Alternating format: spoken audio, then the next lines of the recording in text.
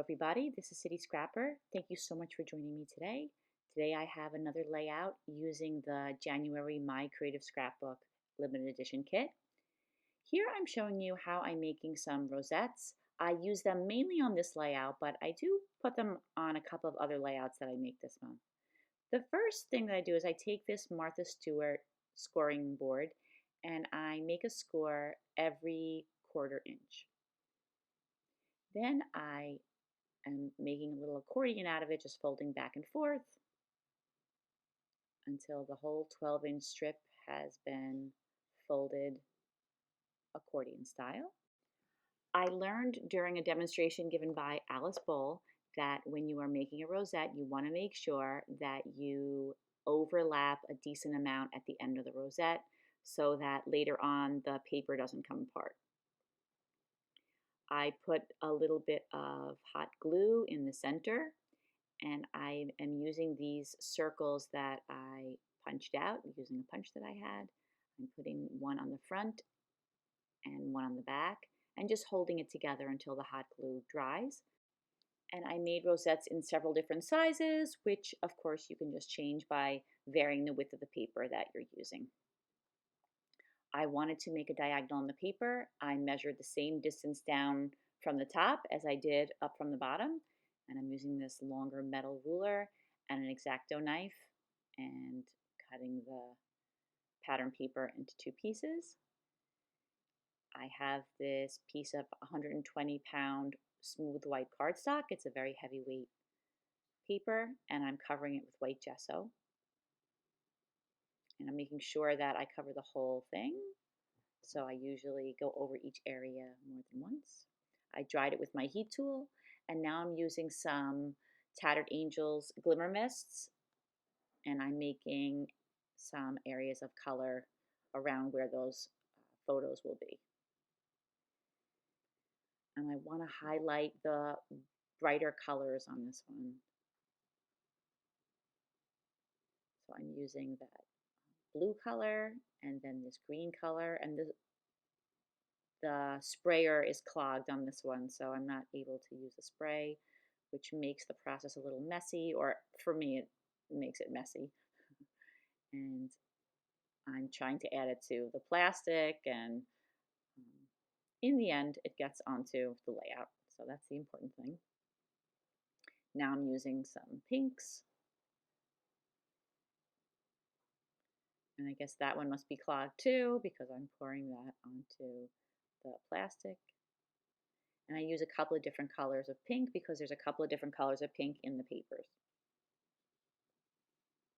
And I do dry the colors in between each application. I don't want the green and the pink to blend together because that would make a color that's not on the background, and with the sprays that'll make kind of a muddy color.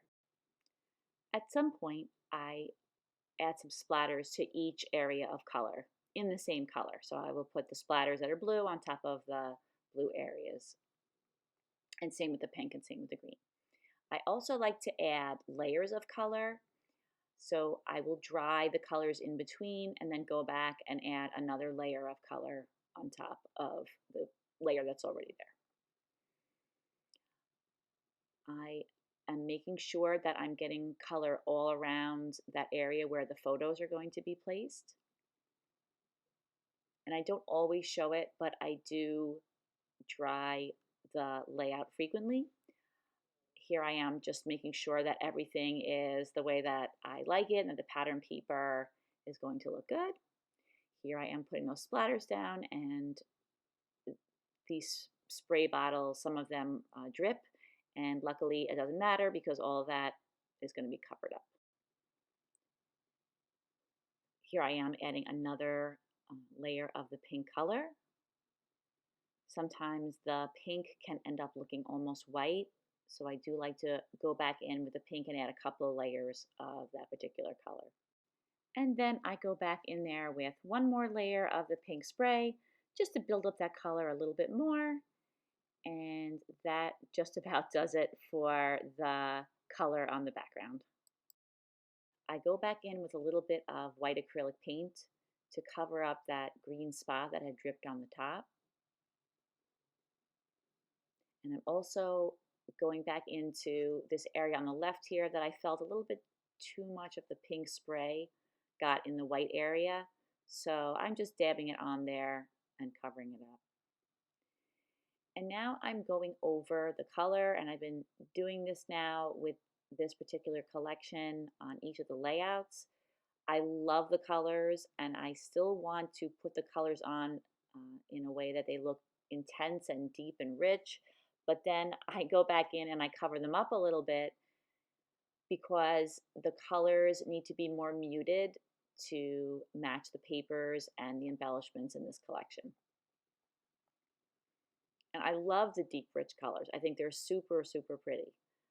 But if I leave this the way that it is, then the background will just overpower the layout.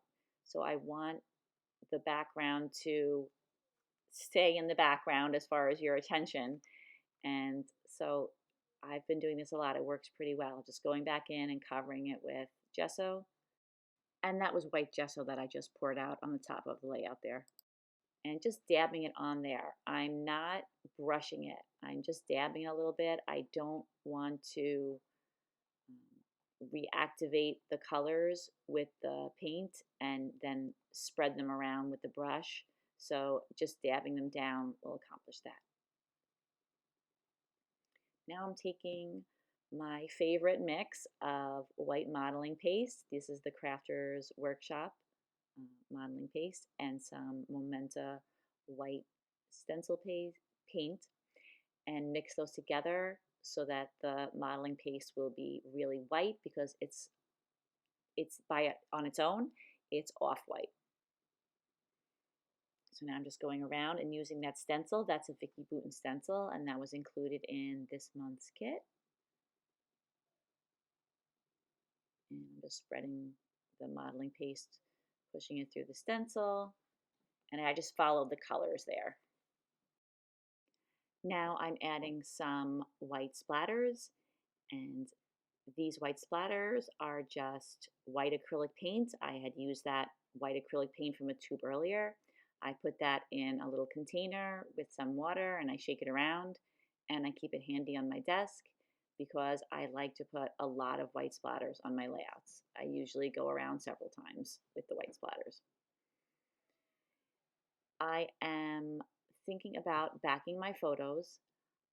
I decide to back each of the photos in white, and I'm using this thick cardstock, the same weight that I use on the background.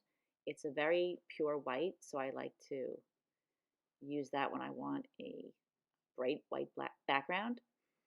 So I have mounted them on those papers, and then I wanted a little bit more color on this layout, so I am using this piece of paper that I found that is mint green, and then using this blue paper.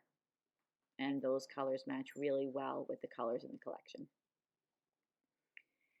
And then after I mount the photos on these papers, I decide that I want a little bit of gold in the layout, or on the pictures in the layout. So I'm taking some pieces of cardboard, I'm cutting them to size, and I'm going to heat emboss just the edge of those pieces of paper so that there'll be some gold behind the photos. I'm taking this dauber, and it has some adhesive in it. I'm just going around the edge of the paper.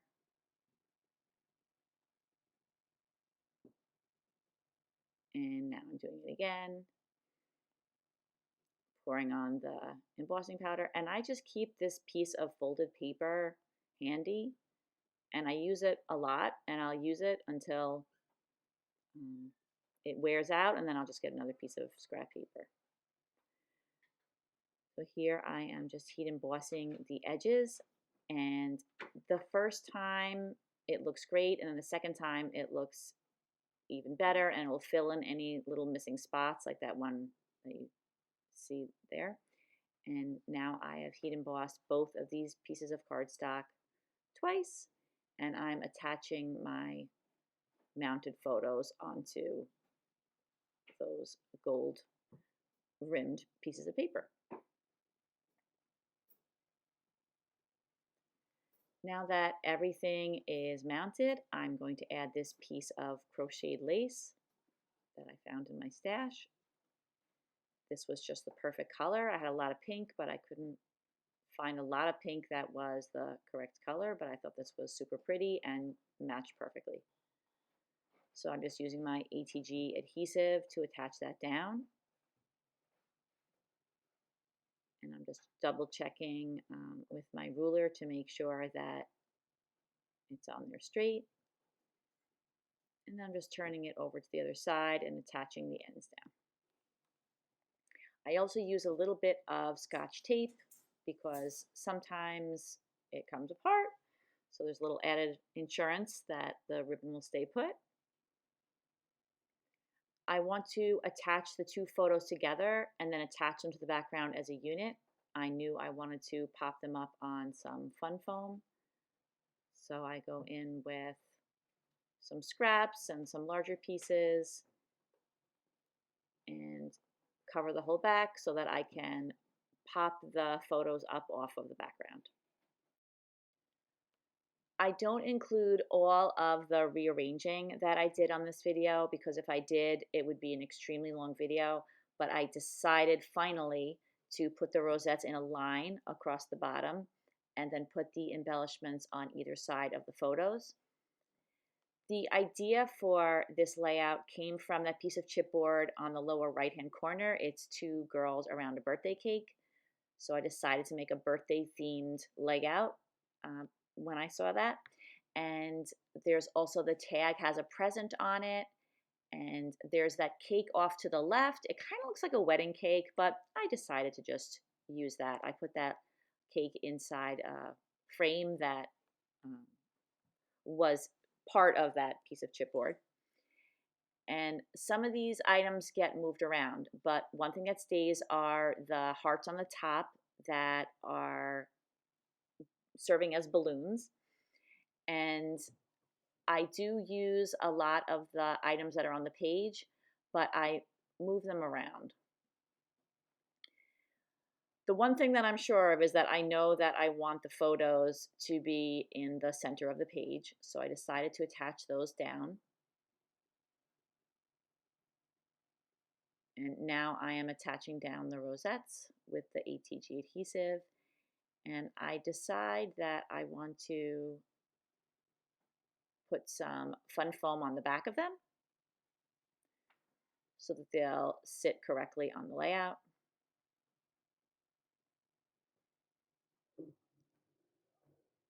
And I put some little hearts in the centers of the rosettes. And then I decided I wanted to make some of these elements rose gold. There's some beautiful chipboard that's included in the kit, and you can see some of it there. But after a while, I decided that it was too dark, and I do remove the majority of it. Now I'm making those hearts into balloons just by adding some white string to them. And I'm popping the balloons up on some foam as well and attaching those down to the page. And then I just kind of arrange those strings. I put a knot in them later on. I also put these little tiny bows. These are another sewing item that I've had in my stash for a long time. They're teeny tiny little delicate bows, and I thought those would look cute on the bottoms of the balloons. So I get the number 17 and I cover it in some metallic luster wax in rose gold so that the numbers will match the items that I've embossed on the background. And this is where I decided that I didn't like the way the embellishments were all connected. From, the rosettes on the bottom weren't separate from the two clusters, one on either side of each photo. So I decided to separate those, and that's when I started to feel like the layout was kind of finishing up. I'm putting a piece of ribbon on the tag that's right there. And now I'm going in with some pearls. I have blue ones, green ones, and pink ones in all different sizes. So I scatter those around the page. I put them on some of the embellishments. I also have some little tiny flowers that I just punched out of white paper and I inked the edges of them, and I'm using those around the page because I used them on another layout and I had a couple of them left and I thought they were a nice little touch. I'm adding the pearls to the centers of the hearts that are on the rosettes and sprinkling a couple of them around the page. And that is my layout, everybody. Thank you so much for watching. I hope that you all take a look at all the beautiful kits that are available on the My Creative Scrapbook website, and I will put that link in the description box. I hope if you like this video, you'll give it a thumbs up, and I hope that if you're not a current subscriber, you'll consider subscribing to my channel. Thank you so much for all your likes and for all your lovely comments. They mean a lot to me. I hope everybody has a great day. Take care. Bye-bye.